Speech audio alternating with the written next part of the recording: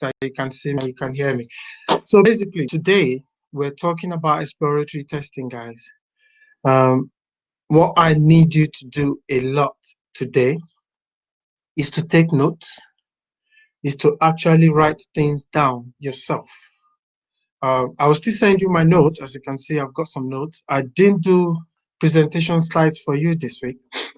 At the end of today's class, you will get a form of, it's not a test, it's not homework, it's not coursework or anything, but you will get, how should I call it, a practice.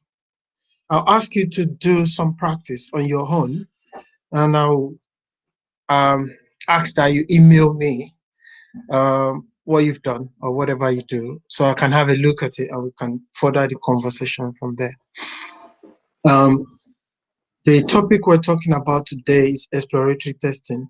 From the term itself, it's explore, means exploring.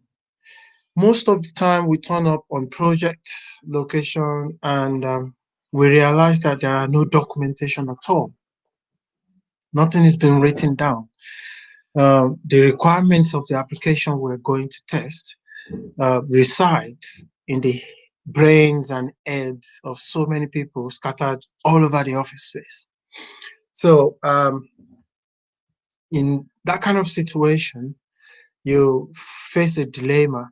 You end up in the office, sit down at your desk, or your laptop and gadget has been sorted out, and you want to start. Can I have the requirement specification document, please? Oh, we don't have it. Okay. Can I have the contract bidding document, see, so I can check if there's any requirements specified in it? Oh, we don't have it. Okay. Can I have the development control document, so the document you're using to actually build this application? Oh, we don't have it. Sean, our developer, is just next door. Okay, so what documentation do you have? Oh, hang on, let me go and call Agatha from the next office. She's the business analyst. She knows what this thing is supposed to do, and she will talk you through it. Basically, I've asked that questions like 5 times. Where is the document? I've named some document. It's a straightforward question that should give you a straightforward answer. Yes, no. Yes, we have it. Here it is.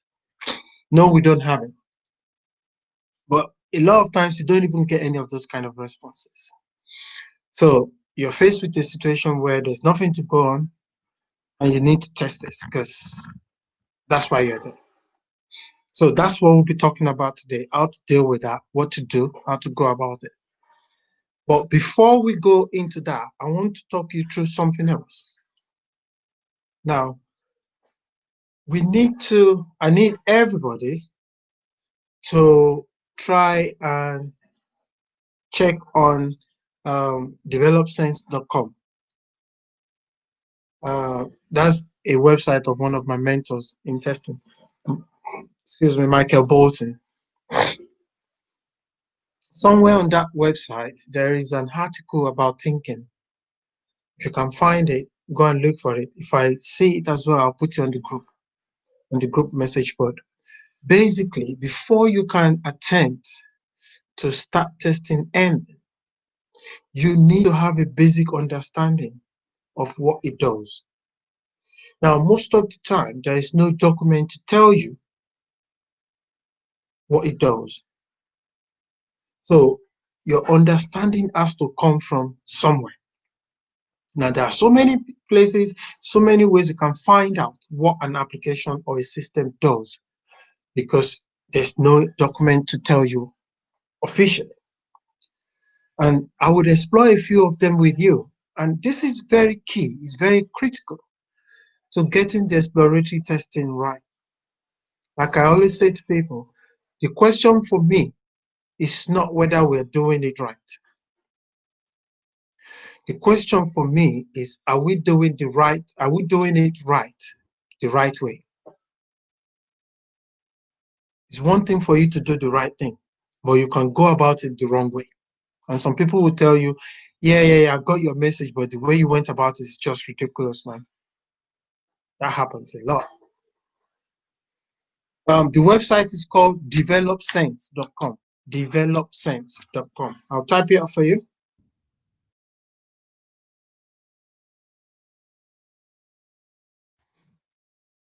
Have a look at it. Somewhere there, maybe after this class, there's there's an article there about thinking. I need you to read about it so it prepares your mind about thinking. So, as I was saying, you need to have a basic understanding before you proceed into exploratory testing. Now, a lot of people are of the opinion that exploratory testing is an ad hoc activity that has no structure, that has no preparation. I want to disagree. Exploratory testing itself is a structured activity. You can't just jump in from nowhere and do whatever you like and then come out on the other side, wherever the other side is, and think, oh, I've done exploratory testing. It doesn't work that way. The whole point of exploring the application or system is to gather information from the system itself on what it does, how it does it. And I'll go further as well. I tell people, you guys must have heard me say this a few times. Don't stop at saying or probing a system. Don't stop at the question, what does it do? How does it do it? Or why does it do it? Go a bit further and try to find out from the application under test, why does it do it that way? Now I've added that way to the question, and that is for a particular reason. In exploratory testing, we're trying to understand what an application under test does. At the same time, we're using the exploratory testing activity to gather our preparation documents so we can formally and officially test the application when we've done the preparation, the planning, we've now sourced out the scenarios, we've now sourced out a lot of different metrics. But at the beginning, to understand, we need to know how the system does whatever it does and why. So try to always gain an understanding of an application you're trying to test. You'll come across a lot of application to test if you continue on this program with me. You'll come across a lot of web applications, a lot of websites that you guys think are websites, but actually web applications, a lot of e-commerce sites, a lot of news websites. You see a lot of them. I'll point them to you here and there.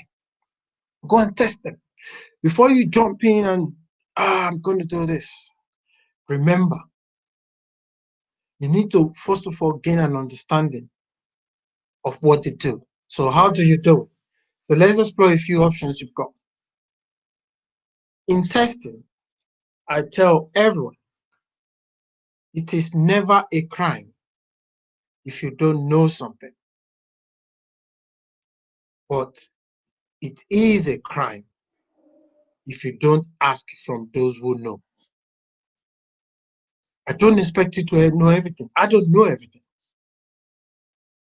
If you ask me a question and I don't know, I don't know, because I don't know everything. But believe me, I would have people in my network who would know. Now, it's not a crime that you ask me and I don't know. I haven't done anything wrong. I'm sorry, I can't answer that question because I don't know. Okay, fair enough. But the crime is if I don't go ahead to find out the answer so I can feed back to you. That is my crime. So always remember that somebody somewhere knows what's going on. Now, as testers, we want to identify those people quickly and engage them very, very early. In the absence of any documentation or written document, these are your best bet. These are the people that knows what the system is about. These are the people that can tell you what they expect the system to do. They can actually read out from memory a few of the requirements as well. That's one way of getting it. And if you have such people, engage them first before you jump on the application itself. Okay, that's one way of doing it. Another way of doing it is to look at the application and ask yourself, have I come across similar applications in the past? Have I done something like this before? If the answer is yes, go into it. How did you do it? What was the purpose of it? What was that thing doing that makes you think it's similar to this one? Okay, so those are the things you want to check out. Those are the things you want to look at. Those are the things you want to go through first of all before you jump on the system. Okay, so why do we do it? I've told you two key things that we want to get. We want to understand the system because there's no documentation. We need to learn the system. In this case, we have the system to learn from. So the system is going to teach us. Secondly, we're trying to prepare for formal testing phases. So from learning from the system, we can learn, oh, okay, so this is what it does. Actually, what about if this happens? So from interrogating the system itself, you can learn more about the system, and learning more about the system gives you the opportunity to start exploring your thinking ability to define much more scenarios in order to formally test the system. Hope that makes sense. If you have any question, please type it out. I will attend to the questions as I go along. Now, who should do it? Testers generally do exploratory testing. Some other people could do it, but if they fail to meet the objectives of exploratory testing, can we really call it exploratory testing? I want to say no. A few people will say yes, but if you are going into an activity and I expect a certain line of output from you, and you went in, you learned everything you wanted to learn, and you came out from the other side, and you can't tell me about it. You can't tell me what you found. You can't tell me what you're going to do with it. You can't, there's no output from it. I'll call that checking. You've just gone in there and checking and play about that. It's even an environment we used to call play environment. Now, this is an environment where they put the application there, and every Tom, Dick, and Harry can come into that domain and play with it with no recourse to output whatsoever. They just go there and play. And that's what you've just done. If you do exploratory testing and you didn't come out with any sort of output, that's pointless. Remember, exploratory testing should be because you're trying to get information about how an application works, how it does what it does, why it does it that way. So you can formalize your test, prepare more test cases and scenarios, use cases, and all of that, and then formally test it. So you can then document your result from your actions. Okay? Always remember that. Do we need any documentation in order to prepare for exploratory testing? A lot of people will tell you we don't. But personally, every time I do it, I found out that I have to produce a kind of a report. I don't know what to call it. That's why I call it a report. That assist me in preparing for either system tests, the UAT integration, all sorts of tests that I need to do. So every time I do the exploratory testing to get information or even to learn more, even with documentation, I do exploratory testing and all of that. I realized that I produced some documents that enable me to get my team involved, to instruct my team about this is the direction we're going. This is the true part. This is the coverage part. This is the things I want us to test. These are the use cases that we're going to develop. Start thinking about X, Y, Z use cases. So if someone says to you, there is no documentation needed for exploratory testing, that could be right or wrong. Because I've done this several times over, I would say that is wrong. Because at the end of it, you get to output something which you would use to inform everybody else or yourself on how to properly, formally test the application. Is that making sense? So that is why I would say there's a documentation needed when you are doing it. So when you've done your test, you need to prepare some form of document. I don't know what to call it, so I'll call it a report. And I've spoken about the objective of exploratory testing. So let's look at this document here. Now, I'm going to attach a little disclaimer to this document. There is an activity I'm currently participating in. It's not classified, so I can tell you. It's a contact tracing app for COVID-19 treatment. All sorts of developers, testers all over the globe converged on it. So I was part of it. While preparing for this class, I was doing my write-up, and because most of us on that project have no idea how the application would work, we got into conversation about exploratory testing. So they gave us access to the test environment using so many different devices, and we're doing that.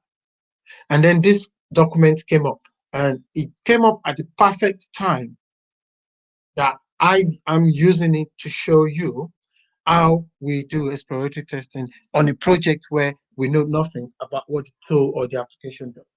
Does that make sense? This document in entirety is not written by me. This document is written by a colleague, but I've amended it, I've added some stuff to it, and when I publish it, I'm going to credit him as well because he wrote the bulk of it. But the reason I'm using this is because it came at the appropriate time for you guys to actually see how these things work. Okay, so now I hope all of that makes sense. So anyway, exploratory testing, how do we get started? Okay, now if you read the first statement there, uh, just remember where this document came from. Okay, and just imagine you are one of the testers volunteering on that project, and now I am your test lead. Because everything is everywhere. Like the guy directly working with me is based in America. The other guy was based in Brazil or somewhere like that. One other guy in Singapore. A few from Sweden, Denmark. All of us are scattered everywhere. So while some of us are working, some of them are sleeping. While some of us are sleeping, some of them are working. So we don't get. It's about 60 something of us as testers. So we don't really get to chat one on one. But the whole thing is everywhere. The plan is on a Google Drive somewhere. The strategy we don't have any, we're just compiling it. This sort of document is all over the place. We're using Slack. I don't know if any of you know what Slack is. I might be able to show you at some point later in this class. So we're using Slack to communicate, to share documents, all of those things. Just imagine yourself in the middle of it. And there you are, you're trying to test something that you know nothing about, you don't know how it works, you don't know what it does and all of that. And then, but you are a tester, an experienced tester, a professional tester. So you know that, okay, I don't know anything about this app, but I need to get going. What would you do? Exploratory. So he's written this for people like yourself, actually, who are just upcoming in the testing world, who might be overwhelmed with the pace, the speed, the huge amount of activity going on around them, and they're constantly in the haze and they don't even know which direction to look and all of that. So this is saying, take a breather, relax, calm down. I need you to read this. Okay. Basically, this is the document. So let's read the first sentence together. It says, some people coming to this project may be used to working as testers in fairly structured environment where there are clearly defined requirements, specs, test plan, test cases, document, and all of that. That was the first thing I said to you. When you are doing exploratory testing, there's no documentation at all. You can't, no one has written down anything. Everybody knows when the go live is. Everybody knows what the application should do. Nobody has taking the initiative to actually write anything down. And then they got you as a professional tester to come in and test it. Boom. There's nothing for you to go with. So all of those things I've explained to you at the beginning is what this guy has put together in this article. So I will share this article with you. So I won't read all of it, but every single thing that I've said to you tonight uh, is here. Okay. So forget about some other things that don't exist, like reference to some other things. Just read it generally as a document that would help you explain exploratory testing. Okay. So before we move on, does anyone has any question so far? Any question at all? Because we are about to go into practical. So I need to know if you have any question so I can answer those, and we can go ahead and start playing around doing exploratory testing of some web applications that I've listed that we're going to work with today. So question, let's take some questions in 5 minutes and then we go on and start practicing it.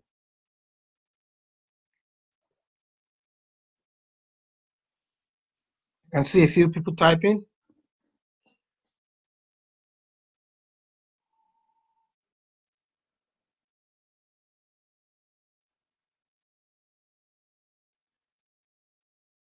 There is an icon at the at the bottom of your chat entry page that looks like you're raising up your hand. If you click on that status and select raise hand, I can unmute your microphone so you can actually talk directly and ask the question, so I can engage you that way. So while waiting for your question to load, I want to take you into some web applications. And this is the bit where, right, so Jalili said, so when everyone got nothing to show, where exactly do you start from? Now, if there's nothing at all to show, so that's when you go into the exploratory testing. You have the application itself, you have the test environment or the live environment or any environment, but you have access to the application under test because that's what you're there to test. You just don't know what it does. So the first thing you do, where everything else has failed, there's no documentation, nothing. You've checked that there's nobody in the organization that can talk you through it. You've checked that you haven't done similar things before. You check that every avenue of finding information about the application is exhausted, but you've come up blank. Fine. At that point, you sit down and face the application itself. Okay. You get on the application. You start from the very, very first page, home page. Start reading what's on the home page. Read what's on the home page. Do you need to register on the home page? Do you need to just start slowly going through it and making notes? So when you've gone on the home page, for example, and you find a little bit of information that may help you later on to test it properly, you take note of that, which is why I said documentation is absolutely necessary in exploratory testing, but it has to be logical. You can't just go from home page to shopping basket, for example, and then say, oh, I saw the home page, there's a shopping basket here. How did you get there? How did you put stuff in the shopping basket? I'm going to demonstrate all of that to you on some web app, but that's when you actually need to go on the application itself. If no one could tell you what it does, which it does happen. It does happen that no one wants to tell you, not that they can't. It does happen that no one wants to say anything to you. But sometimes some people will go, I don't have time to email you or be writing document, but I can talk you through. I get that a lot. But to answer your question, if no one could say anything to you, fine. You go on the system itself and start practicing. Okay? So is everyone ready to do some practical testing with me? Let's get our hands on and let's get stuck in it. Is everybody ready? Type yes in the chat board, let me know. Great. Right. Here we go. So basically, I've selected a few web applications that I want us to look at. Now, some of them might be familiar to you. Some might not be familiar to you. Um, can you guys see my screen? Can you see the screens I'm showing you? Um, please type yes in there. If you can see the other tab I've just shown, I'll check the chat box in a minute. Can you see the screens I'm showing you? Great stuff. So if at any point in time you can't see it, please let me know, okay? And I will try to uh, come back to it, but I need everybody to be able to see what I'm doing, okay? So if you can't see it, just let me know and I'll try to, you know, I'll try to attend to your question. So basically, the first one we want to look at is eBay. Now, how many of you have used eBay? How many people have used eBay or currently use eBay? I don't use it. I have used it in the past. I've used it before, but I don't use it anymore. So fairly, I have an idea what it does. Okay, so that's one of the applications we'll look at today. Okay, the other application we'll look at is MakeMyTrip.com. Okay, now MakeMyTrip.com, right? It's an Indian online ticketing application. Now I've never used that before. Okay, I've never used that before. The other one we will look at is settled.co.uk. I've never used it either. I don't know what it does, just saying, I've never used it. Now, the other one we'll look at, time permitting us, is Forbes. A lot of us know Forbes. We know what Forbes is about, but do we really? We're going to look at all of that, okay? And basically, what I will try to do is to try to register an account. And I want to see how far I can go with a few data that I know is inappropriate, because we are going to Google it and we're going to find out the data is inappropriate. So the sort of things we would do, because these are widely used applications already, but starting like we don't know what this does. We have never used this before. So we want to first of all find out, what does this do? So we start with eBay. So we are on the home page of eBay. We haven't logged in. We are not in our account. We haven't done anything to it. We haven't touched it. This is just the home page. So what will I do? I'll scroll top to bottom, up and down. Does it have about eBay? It does. Legal imprint, notices, all of that is there. Buy, sell, eBay companies, all sort of things are here on the website. It even tells me the country and different countries. Now, these different countries here, they speak their own language. Okay? Can you guys hear me? So I'm taking you on a very funny journey, but I need you to follow me carefully. So we're on eBay, and here it says, oh, they are in so many different countries, and it's picked my country of residence because it can tell that that's where I am. But what if I want to change it? Say I want to change it to Brazil, for example. What kind of language does it bring up? Oh, it's changed the language. Okay. Can I still translate it to English even though it's Brazil? Of course. Somebody, while they were building this, so we assume now that there is no documentation for this. So we're just playing around. So the first thing I did, and I need you guys to take notes, please. You need to really take notes. So the first thing I did was go on the home page. I was looking through, I scroll to the bottom of the page. I looked at all of the information there, tools and application developers and all of that. I looked at all of that, every single thing. Yeah. I looked at them and go, oh, okay, this is where it is. You know, that's the home page, you know, and I've selected that I want to be in a different country. But can you guys see or tell me what has gone missing from this side of the screen? Can you guys tell me? Can anyone try?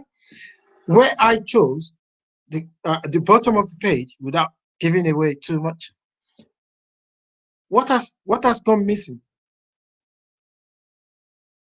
Exactly.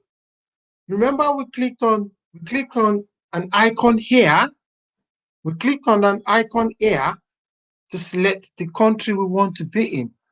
It's gone. Why? Is that intentional? Should they have gone? Now it's here. Says Portuguese. So I can select Portuguese. So I'm saying British Portuguese or English. But now, see, now I can basically, yeah, the country location icon to show country location is gone. But now basically, if I want to change back to my country, how do I do that exactly? Boom, it's back. Do you guys get what just happened there? Do you see what we've done? Basically, we've selected a different country. It's interpreted itself to that country and taking away the country code there. It's taking that away, basically. Now, I said, oh, I want it in English. Now, is it back? No, it's not back. But I still want it in English. Okay, so I've taken out that. And I said, you know what? I'm going to go up to the top of the page and see how I can get back. So the first one we selected was Brazilian. Now we selected Turkish. Everything is written in English, but some things are still written in Turkish language. Now, are these intentional? Is this something that was built into the application to behave that way? Or could this be a fault? Because now I'm looking at the rest of these things in English, but this is in Turkish, I believe, or Persian. I don't know what the language is. I don't have a clue what that means. And if you look at this, it's actually taking me out of eBay.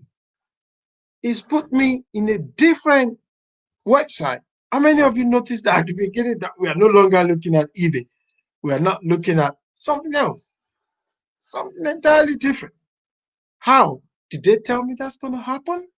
Is that, is that what it should be? Should it behave that way? No, most of those things. Oh, someone said they can't hear me properly. Can you guys hear me? Or am I breaking up? Please let me know if you can hear me so I can continue. Can people hear me, please? Okay, thank you. Oh, that's good. Okay, that's good. Um, so is it supposed to behave like that? Let's go back to the home page. So we're back on the home page. We've realized that when we click on this, it has a different behavior. So what would I do as a tester? I would document that. Now, quick question. There are about 1, 2, 3, 4, 5, 6, 7, 8, 9. 1, 2, 3, 4, 5. 9 times 5 is 45 plus 4, 49. There are about 49 countries listed on that website. In order to understand how the system works with regards to location and where you are, how many of those locations would you test during your exploratory testing and why? Question for you. How many of those countries would you use as part of your exploratory testing and tell me why?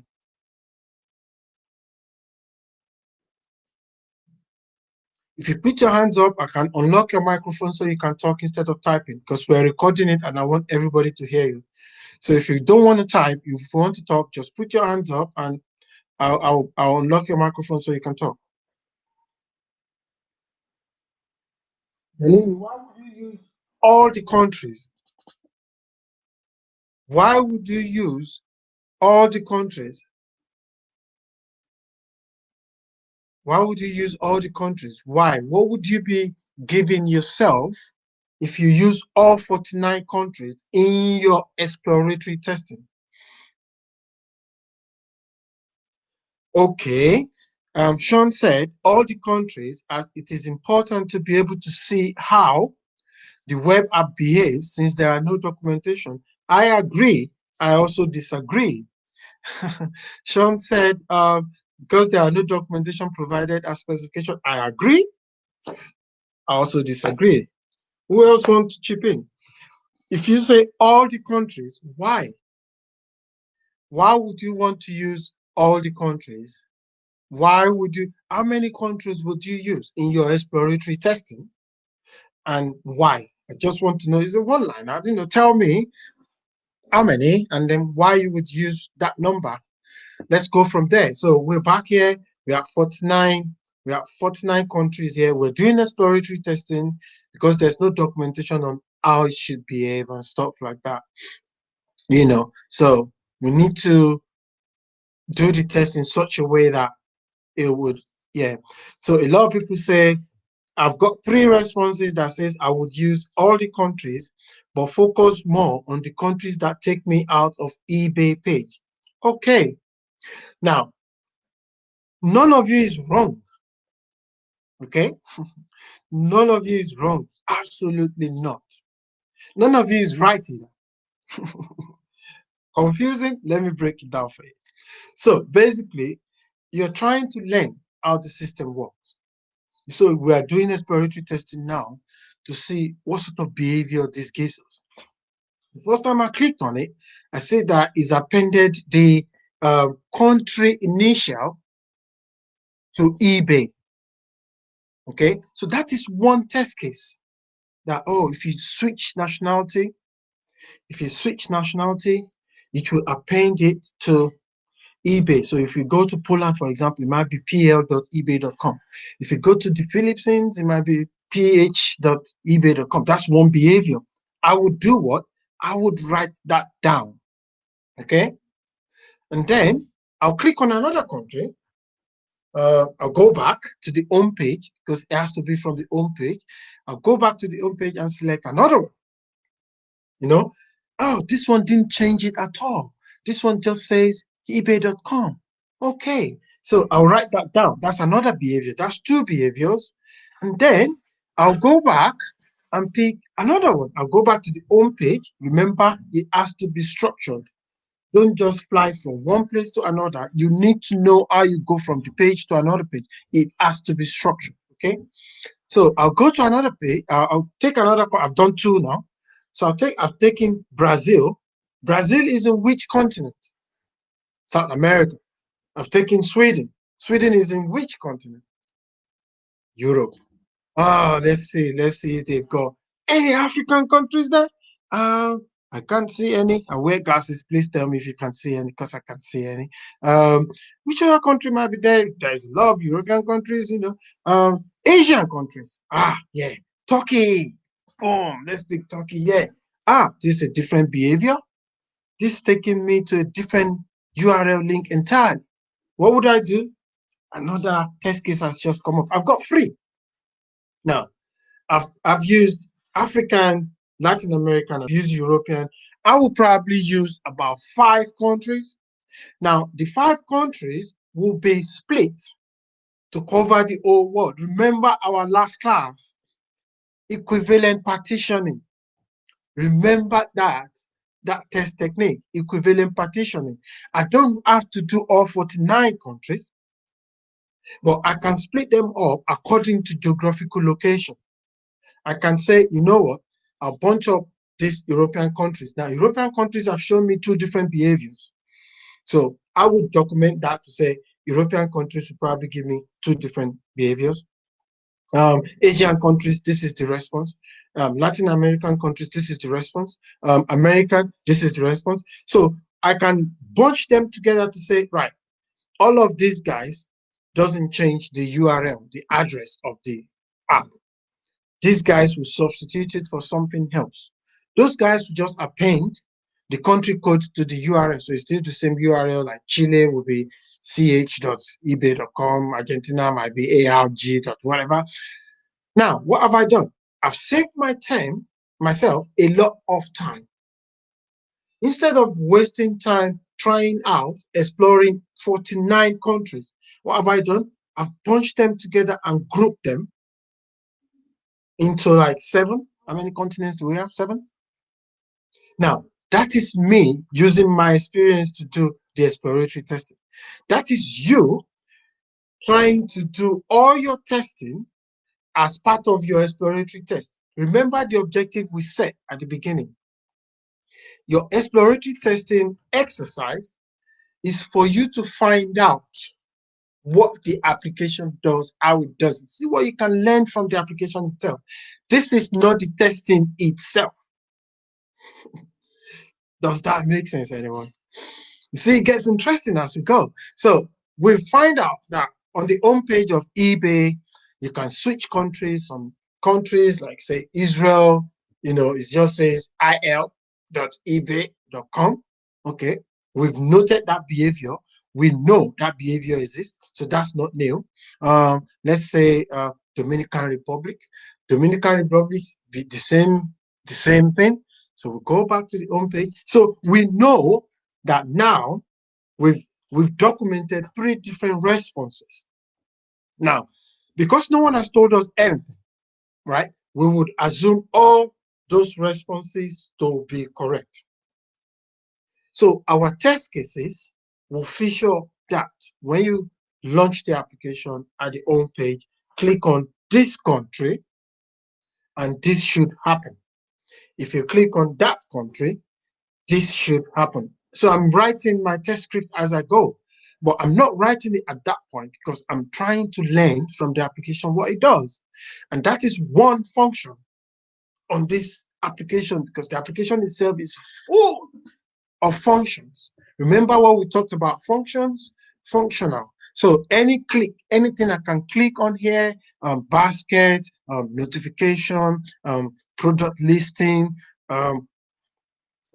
all of these things, they are function of the page. So where should we start from? How do they guide anything? Can I search for any product? Because I don't know the sort of product that is on there. I don't know if I can use this to search for people. So let me search for myself. Adebayo Jacobs. Let me see what it says to me. Boom. He hasn't found anything. But if you look at the message we got, the message came back in a language we understand. The message did not come back as a cluster of JavaScript and some development, dev language, C#, blah, blah, blah, plus, plus, plus, underscore, square, dev. No. It came back in a language I understand. That's error or error reporting. So if I do something that is not supposed to be done, the system would inform me in a language I understand. That is another behavior the system has. Great. What do? I go back to the home page. So I know from the home page the sort of things I could do. I know from the home page the sort of things I could get myself into. So let's see, we want to register, for example. So this came up, to keep eBay a safe place to buy and sell. We will occasionally ask you to verify yourself. This helps us to block, la, la, la, la, la. That message is clear. There is a chat, the robot there that says I should verify myself, So let's try to create an account. It's asking me for my first name, my surname, my email, password, or I can use Google, or I can use Facebook. You see? Now, who remember when we talked about integration testing? That integration is building this application and that application. And when you've tested them individually, you match them together. Okay? Now, look at this. This is not Google. This is not Facebook. But it's telling me you can use the same login you use for Gmail or Google or Facebook to log in here, which means I don't have to register fresh, which means all of my profile on those applications can be transferred to eBay so I continue to operate. So these guys don't need to really verify who I am anymore because someone has already verified me and they will take that information, import it so I can register here. Now, the reason I was trying to register is to see if it will ask me for date of birth. But this did not ask me for date of birth. So that test would not work. But as you can see, for some of you that have not used, oh, no. At the point of exploratory testing, you are not to assume anything. You are not to assume that is right. You are not to assume that is wrong. Just document what the system says to you. When you do X, the system says B. Document it. At that point in time, it is neither right or wrong. Okay? You, as a tester, do not decide what constitutes a defect. Remember that from our first class. You, as a tester, do not define what is a bug. No. Your client, your customer, will tell you, we don't want it to work like that. But that is how it currently works. That is a problem, and that has to be fixed. That is the conversation you would have with your client. It is not you that will determine whether it's correct or incorrect. No, that is out of your jurisdiction. And that's me being very polite. Sometimes I would say that's above your pay grade.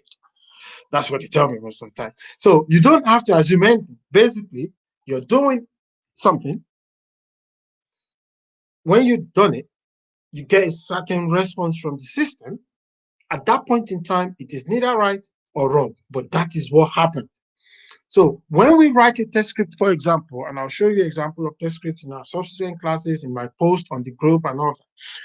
When we write test scripts, we have 3 columns. Is it 3, 4? I can't remember. We have action, that's a description of what you've done. Okay? You have expected result. Expected result means when you do this, this is what should happen. So in the case of exploratory testing, when you've done it, right, and that is what happened, and you've documented it, all of that information you take back to your client and say, right, we haven't tested this, but this is what the system does. Since you don't have any requirement catalog, can you have a look at this? It is then up to your client to tell you whether it's right or not. You, as the tester, not even as a test manager, you are not in a position to tell them what is correct and what is not. You can advise them.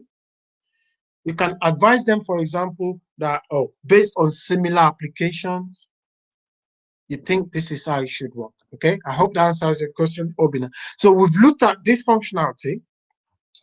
We've tried to register. We've seen that there is an integration of another application to it.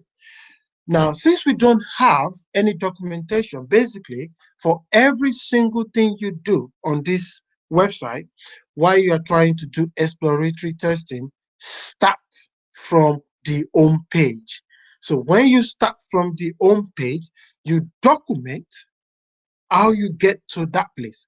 For example, from the home page, I've clicked on register and the create an account page opens in the same window, not in a different window, in the same window. You explain what happens when you do something. So I've clicked on the register link and a create an account page opens without any error. It didn't open in a different tab or a different window. It opened on the same tab, on the same window. And on there, it also says I could actually register with my Google account if I have one. I could register with my Facebook account if I have one. There is help function there. You know, you can go as detailed into your description as you want, but it has to make sense. And the reason it has to make sense is because someone else who is not you may find that document and try to follow the same steps you've done. Now, if they are unable to follow it without coming to ask you a question that, what do you mean here? This is not clear. What do you do there? Then the document you have created is point blank useless. I'm not saying any of you is useless. I'm just saying that we need to be sure that whatever document comes up from there, someone else that's not you can run that document without asking you any further question. It should be so simple that someone can pick it up and go, oh, okay, yeah, so this is what Jalili did, this is what he got, so I'll try the same thing. And I don't have to go back to Jalili to go and ask him anything because he wrote it in such a way that I can understand it. Okay, so you need to remember these things. So if we choose to go with Google, for example, it gives me option to, use my Google account, and or use another account and all sorts of that. Now, since no one has told us how this should work, I will follow it through and document what I'm doing. Now, there are a few things that I want you to think about here. If I use my Google account to create an account, if I then go on into my Google account and change my password, what should it do? How many of you have actually thought about that?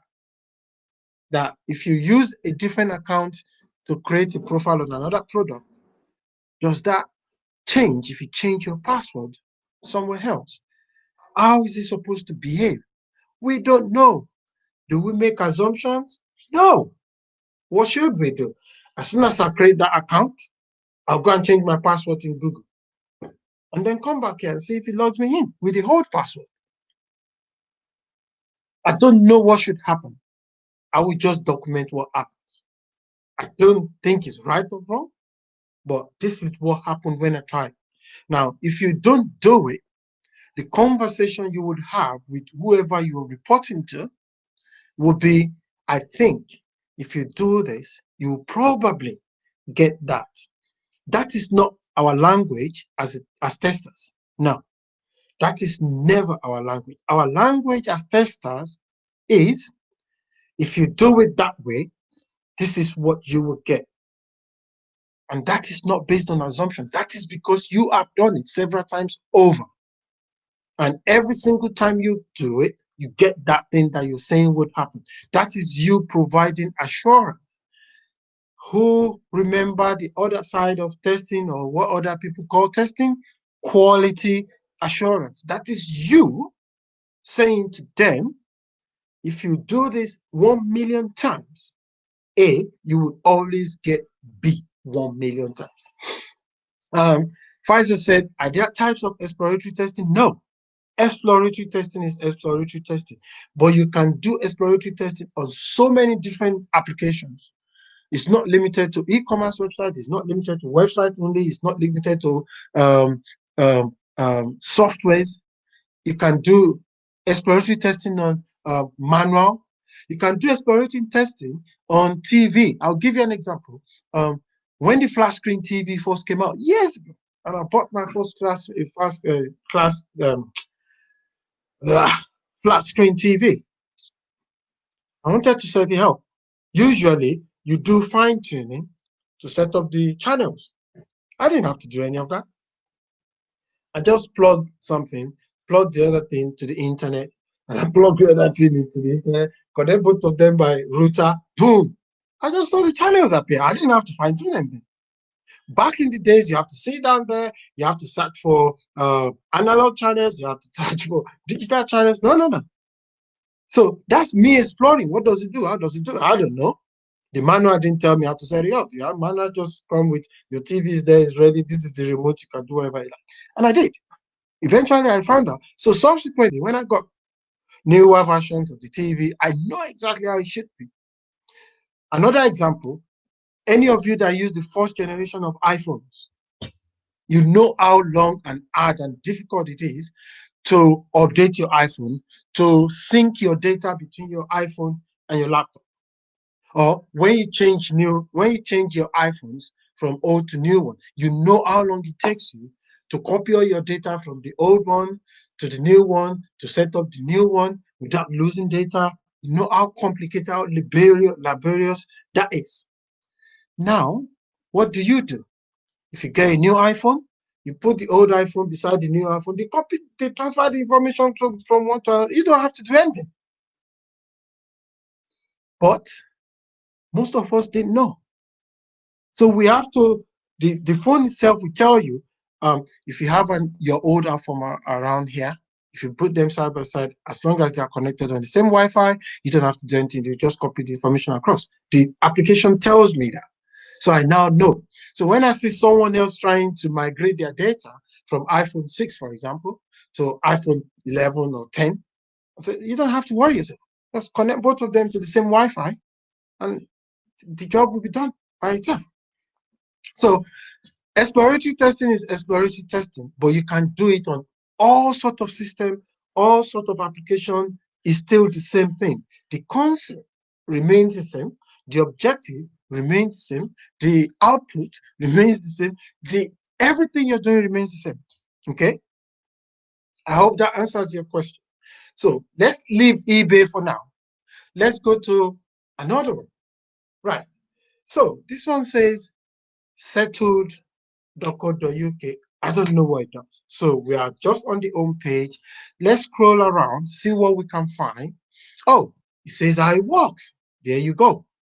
So now, any website that gives you this sort of information is a massive help for you in testing it, because you now know how it works. So you list your whatever it is you're listing. You'll be buyer ready. What does that mean? You arrange viewing and offers. Item is sold. Oh, so this is a property buying and selling application. Okay, now we're getting somewhere. I didn't know that before. I don't think any of you knows that before. So now we know that this application is to buy and sell properties, and they've put there how it works. So we can read this section of it to get an understanding of how it works. Okay, and then it goes further. Say these are the prices and all of that. Now this is good because it's giving me an overview of what the application does. Now, what he hasn't tell me, right, is can anyone use this application or do I need to register? Oh, wait a minute. It says get started now. So we are on the home page. I want to click on the get started now. Let's just assume now, or let's pretend that we have read all of the home page, because you should absolutely try to. You need to understand what you're looking for. You need to understand what you're looking at. And you need to understand what is on there. You don't want to miss any information. As you can see, it keeps on scrolling and scrolling, and it's a long scrolling. And then we have two functions here. One actually is a chat function where someone can say something to me. So if I ask if this person speak Yoruba, do you speak Yoruba? My English is not that good. I've just messaged them to say, do you speak Yoruba? My English is not that good. Is a web app. Anyone could use it. And because anyone could use it, you don't know the sort of things you will get. And because they've put there now, there is a chat, I can ask them anything. I can ask them anything, but underneath my message is saying just now, which means I've just sent it, not seen yet, no one's read it. So all of these applications are web applications, e-commerce app, and all sorts, you can play with them. Those that you don't know, you can walk around them. Always remember how you go from point A to B. Start from the home page. If you have to do another process, go back to the home page and document how you get to it. Don't just start like, oh, okay, I've done register now, so I'm now on validation page. From that validation page, I'm going to start shopping. No, do not do that. Those are bad practices. Absolutely start from the home page. In everything you do, like this one says, get started. It didn't ask me to register. It didn't say anything to me. The chats just come back to say, we are not in at the moment, but feel free to leave your email and we can get back to you. Now, these are the things that would happen that will give you ideas of the kind of scenarios and test cases and use cases you need to design. I've just messaged them, asking them a question based on language, and they've just responded that we're not here. Now, does that mean that there is a closing and opening time for the chat to work? You start thinking about things like that. Say, okay, how does this work? How long do they have to wait before they respond? Is there a limit? Is there a target? No, those are the things that I want to test to make sure the application will work perfectly for the end users. Now, when I see the function and I click on it and I've tried to use it, like I've sent a message now, a few minutes ago, and it's come back to say, oh, we are not in at the moment, but feel free to leave your email. Okay. Is that the correct behavior? I don't know. But that is what happened when I tried it. And I just tried it at 7 o'clock in the evening. So obviously they've closed. So I need to let my client know that if someone tried to contact you at 7 o'clock, the application will tell them that you are not here. Oh, no. We want to use support analyst that will be available for 24 hours. Once my clients tell me that, that tells me that that function is not behaving as expected. That function should be available 24/7. And that's exactly what I'm trying to find out, because no one has written anything down. And I wasn't the one that said it's wrong. I've just documented that, spoke to my client, said, right, you do realize that as soon as it's 7 o'clock in the evening and someone tries to chat with you on your website, your chat bot will tell them that you're not available, we'll get back to them by email. And my client went, no, we don't want that. We want to be able to respond to messages 24/7, because we would have people on standby 24/7 to do just that. That tells me that the result I got is not, or was not, the expected result. It was the actual result. That was what happened when I did it. Now, because my client has just told me it's wrong, I have to document that as a defect. But I won't do that yet because I'm still exploring, and that's just one thing I've seen. And when I clicked on get started, it didn't tell me what to do. It's an article there. I've read the article, so what do I do from here? I don't know. Is this clear enough? Is this informative enough? I don't know. So I'll go back to my client and say, look, guys, when I click on get started, on your website, it sent me to a post. On the post is a dead end. There's no instruction for me to do anything. There's no instruction for me to click on anything. I was stuck. The navigation stopped there, dead. Now, I'm not sure, but on similar applications, when you click on get started, it takes you to a registration page and say, oh, if you don't have an account with us, register. That's why I know. That's what I'm thinking. What do you think? Is that how you want us to behave? No. We want people to be able to go and register. Exactly. That's what I thought. But because similar applications, when you click on get started and stop, it takes you to a registration page, or it takes you to an information from where you get the link to a registration page. You just don't send someone to get started and you look at this and it's dead. What am I supposed to do? What am I supposed to do with this? So basically, those are the kind of things that exploratory testing teaches us as testers. And those are the things that you are looking for in exploratory testing. Things that no one has told you about. Things that there's no documentation for. But you are now looking at the system itself and going, is this the expected behavior? Okay. Oh, it's got the image of a phone. That means I could use this on my phone. And then you can pick your phone up, input the URL there, and then start looking at the display, because some websites are not they are not optimized for display on your phone. Some websites, when you open them on your phone, they show everywhere. They fall over. You see some half of the page is covered by the banner, and you don't see the rest of the page, and you scroll and scroll and scroll and scroll and scroll, and you keep scrolling, and nothing happens. So they are not optimized for what? Oh yeah, that means I need a mobile device to test this. Now, as you can see, we didn't go beyond register like 2-3 pages, and we could identify about 4 different test cases from it in about 45 minutes. Now, if I ask all of my team, if I debrief my team, and it's 6 of us, and I say to them, guys, I need you to understand what eBay does, how it does it. Every single one of you, I need you to document what you find for me so we can build our test cases and I can plan how to go about doing the test. We'll find a lot of things. Imagine each of them find like four items. So that's like 4 times 6, 24 items we found. Great, sweet. Out of the 24 items, we can develop like 72 test cases. The true part, the negative test, the in between.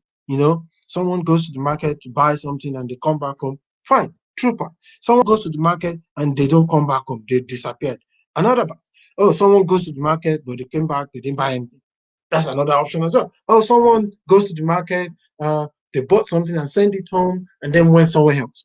That's a probability as well. So you can start to see how we come about the test cases, how we defined it, what led to it, what benefit we've gained from just looking at the website with no prior knowledge of it, with no prior experience of it. I'll show you another one. So this is the Indian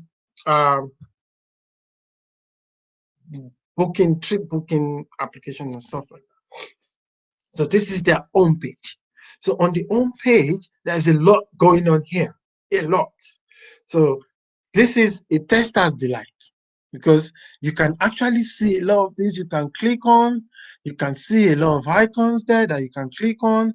It's massively interesting because there's a lot going on the home page, and you can, it's even got something that says new, it's got something that shows you it's Indian and it's available in Indian, UAE, US. Is it available in any other country by any chance? And it's already picked my initial from my Google email and it's telling me that is that I want it to behave, because I've not actually logged in, even though I might have registered with my Gmail while I'm preparing for this class, all of those things. Is that how we expect it to behave? All of these links, where do they come from? Are they hours? Can I click on them? Are they just pictures? Like, it looks to me like some of these are just pictures. You can't click on them. I can click on one. Hang on. We might have found a defect here. So I could click on this one, that one. So I can't click on this one, but I can click on the link underneath. Why? How many people will get to this page and click on the title or the image and not the little thing at the bottom? Can you guys see what I'm saying here? This is fantastic. You might have just found an issue that they didn't think is an issue. Because normally, every single one of us would go, I want to see what this is. And you start clicking on the image or even the title. And if it doesn't work, you scroll past it. Am I right? Someone tell me, please, I'm right. Someone please just say you're right. And that'll be it. So it might be that the people who use it knows that that's what you should do. But I can just imagine the number of people that will get to this page and not click on the tiny little link underneath. They'll just click on the image, the link doesn't work. I can't do anything about it. I'll go to the next person, and they will go somewhere else. This is how people lose business. If there is another of those kind of tool or application that does similar thing, and they've put the link on the image, on the title, and the actual link itself, so wherever you click on any part of it that you click, it opens up for you. Not just a tiny little click at the bottom. Who does that? No one does that. As you can see, I've not used this thing before, but now I'm beginning to see how it works. And I'm beginning to guess the sort of things that will cost my client money. Because if I go back to my client and say, if you go on your challenger or your competition, all of the links are on the image and title and everything. Why can't we link up our own like that? Because people will come here and they will click on this thing and click on that and say, oh, all of the links are broken. It doesn't work. And they'll move on and they'll go and book the trip somewhere else. Now, if I tell my client that, what do you think my client will say to me? Oh, we have to do that. Absolutely. Because that's how generally it should work. And you are using your experience and knowledge of doing similar things somewhere else to say, look, guys, I know that this is how you want to do your own thing and all that. But the other guys, that's how they're doing it. Okay? So, as you can see, that's exploratory testing. And remember, let's summarize the things we've learned today. Remember, it has to be structured. Take a lot of notes. Make sure you document how you go from A to B to C. Make sure you document what you do, what response you got. Take all of that together, not every time that you get something new, you go and meet your client. You're wasting time. I need you guys to go and read up about time management. If time permits me, we can talk about it in one of our classes, but as a tester, your time management skills should be top-notch. Otherwise, you would never finish what plans you've got or what testing you have to do. So you need to be able to discern between the important and the urgent task. You need to be able to tell, I need to do this quickly. No, I need to do this is very important. If I don't do this, I can't go anywhere. So, but I'll eventually will come to that, and I might be able to hold a class for that one day. So you need to document everything. Once you've done your exploratory testing, usually I give myself like 90 minutes at a time, because the more I'm banging my head against the wall to try and learn it, it gets to a point that I get tired. I don't want to do it anymore. I'm tired. That day or that time I'm tired. I can't go on and keep doing it. I'm just tired. What do? I step away from it.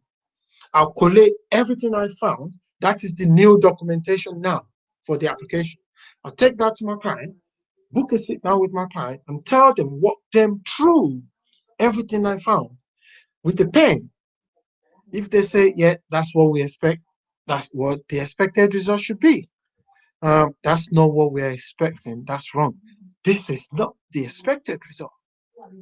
Before you know it, you end up with a catalog of things that you found on the application itself, and your client has done, yeah, that's correct.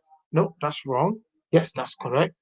That's correct. That's correct. No, that's wrong. That's wrong.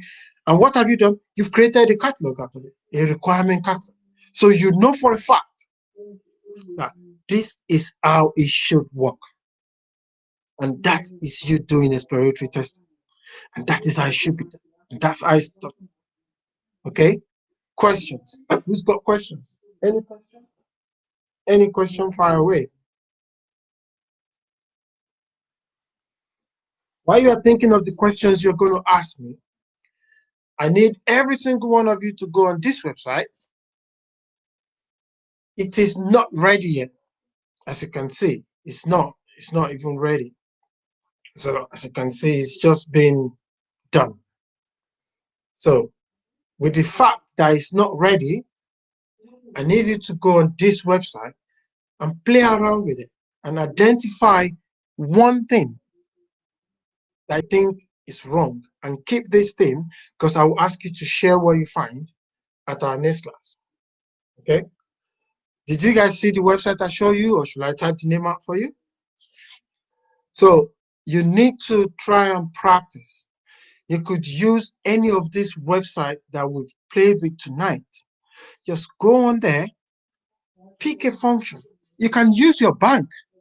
You can use your bank app as well. Let's see. Let's pick a Nigerian website. What are the banks in Nigeria called? Let's say Access Bank plc.com. I think. Oh, I wrote that wrong. Sorry, that's my bad.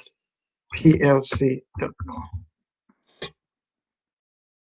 Let's see if you load. So the website is, I think I got this right. Yeah, testcrowd.com. So it's under development, it's not ready yet, but go and look at it. So at the moment, I'm trying to load Access Bank, but it's not loading. So I'll go back and I'll do it again. So let's do Access Bank Nigeria. Let's search for that. Okay, so we've got something. So let's go to the home page of Access Bank.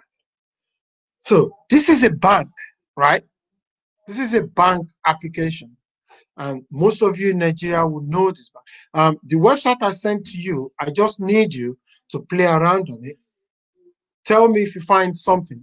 Remember, it's still in development, but I've left a few clues there for you, and it will be refreshed on Sunday. So you have between now and Sunday to do whatever you want to do on it. It's not compulsory, but just have a go at it. Play with it. Tell me if you find something. This is, yeah, I'll come back to that anyway. So this is a bank application, yeah. So this is a bank application. Um, it's got a lot going on. There is all sort of banner, all sort of labels. There's stock, there's date and bank, open an account, quick loan, cards, money transfer, all sort of things. Put your money there, grow your business there, sustainable thing there, all sort of things. Our country, Gambia, Rwanda, Ghana, all sort of things going on here. So there's a lot to play with here. A lot. There's so much to play with. Ooh, two questions. So when you found out that behavior and the client says, yes, that is how it is supposed to work, can you advise based on experience that is better work the other way? Of course, because the client is talking based on what they want. You, as a professional, have done similar thing for their biggest competition.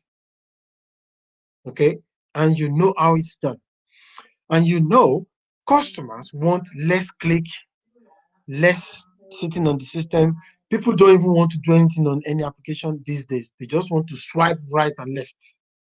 They don't want to touch anything. They just open the application, swipe left, swipe right, swipe everywhere. So if your client is now saying, when people see the page, they have to click on this, tick that, say, guy, that's not going to fly, because see those guys over there? 2 clicks, we bought the product. 2 clicks. But yours, 7 clicks, you are just getting to the basket. It's not going to fly. I know that's how you want it, but please have a look at this.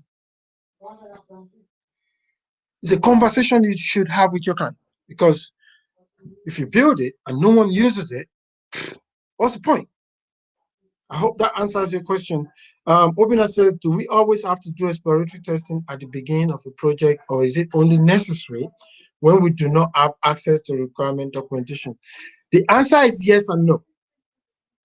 You absolutely must do some form of exploratory testing if you don't have documentation. In fact, that's an interview question as well. How do you test stuff when you don't have documentation? Exploratory testing. That's an interview question all day long.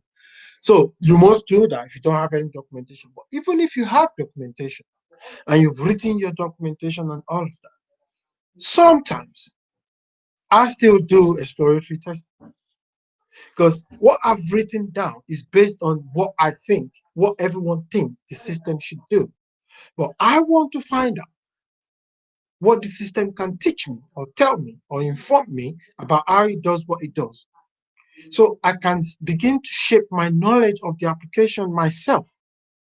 And that way, I would know the application more intimately, that I can tell you this is how it should do. And that will take us back to Jalili's question.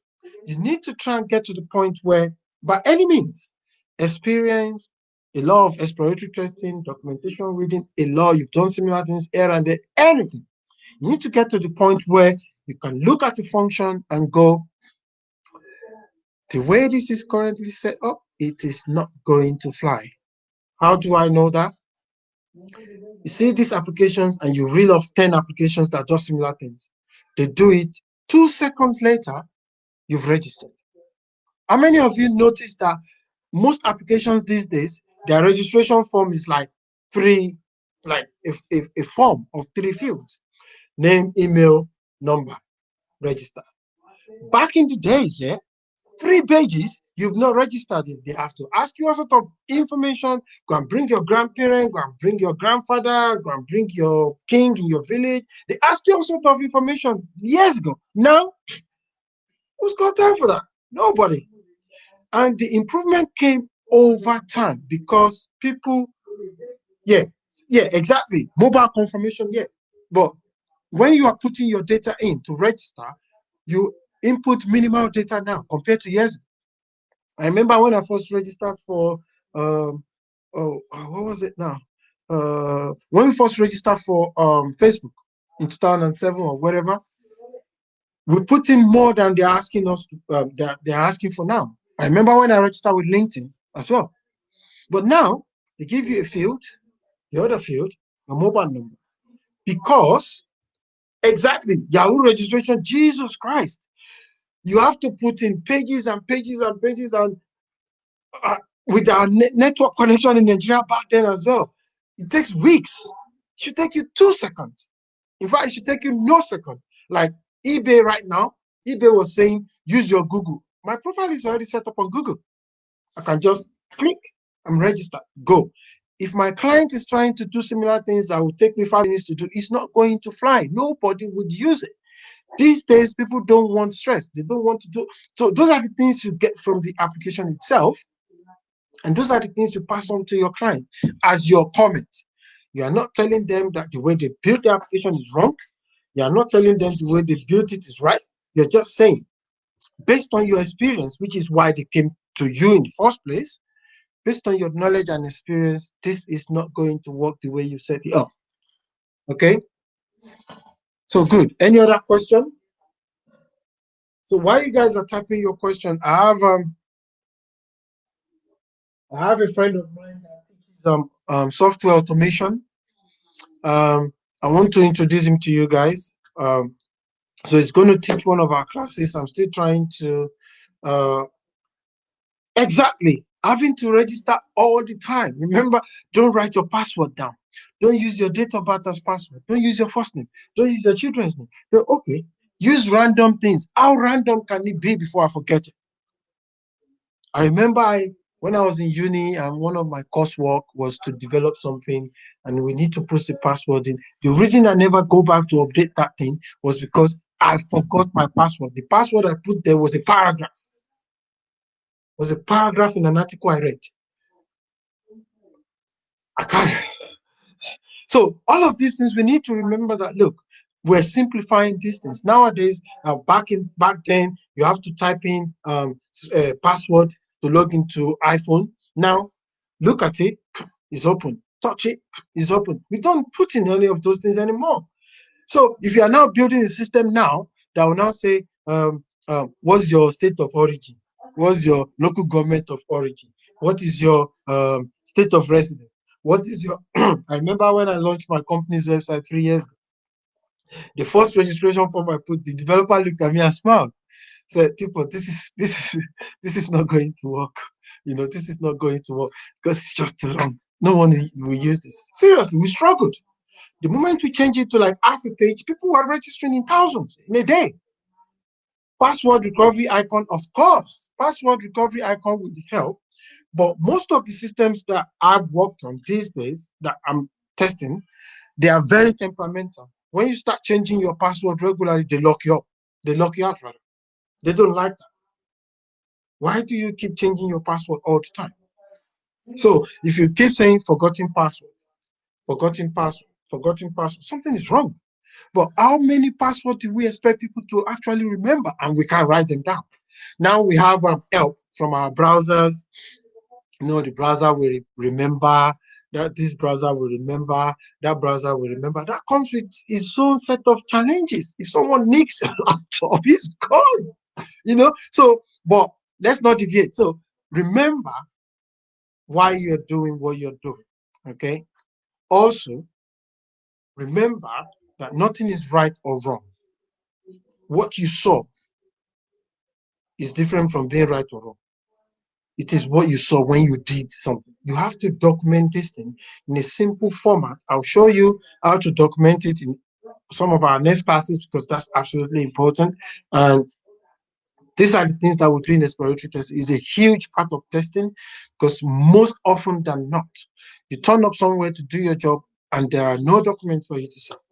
Okay, so remember that. Like I was saying, I have a friend of mine that teaches automation. Those of you that are interested in automation, I don't want to confuse you with that yet until I'm satisfied that I've grasped the fundamental. And then I have a few tools I will teach you as well. A friend of mine has volunteered to teach you some automation, so I'll bring that on.